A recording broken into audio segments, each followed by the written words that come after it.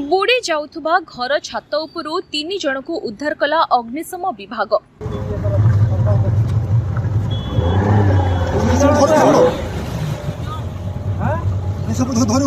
मल्लिक बोल city boat बाड़े हम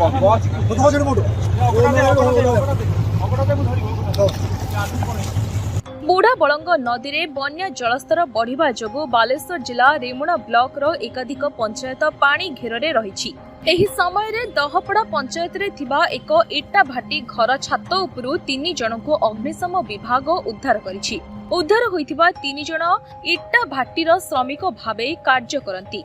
बात्या पाई इटा भाटीर अन्य श्रमिक माने घर को चली जाइथिले एवं एही 3 जन इटा भाटी जगिबा पाई रहि जाइथिले। शनिवार सकाळू नदीर जलस्तर बढ़िबा संगे संगे नदी कुलिया अंचल पानी घेड़कू चली जाइथिला। इटा भाटीरे बन्या पानी पसिबा देखि 3 जन बाहर को बाहरिबा पाई उद्यम करिथिले। मात्र इटा भाटीर खालुआ अंचल रे अत्यधिक पानी जमी रहिबारु सेमाने सेठारु बाहरी पारि नथिले। धीरे धीरे जलस्तर बढ़िबारु सेमाने रहुथुबा घर उपरे चढ़ी जाइथिले। मात्र सेही घरटे संपूर्ण बुड़ी जिबारु सेमाने अन्य एक घरर आजबेस्ट छात उपरको चली जाई चित्कार करथिले। स्थानीय लोके सेमानक चित्कार सुनी अग्निशम विभाग को खबर देथिले। खबर पाई तुरंत एक पावर बोट नै सेमानक निकटरे पहुंचिथिले अग्निशम कर्मचारी। सेमाने सेठारु 3 जन को उद्धार सह कूल को आनिथिले।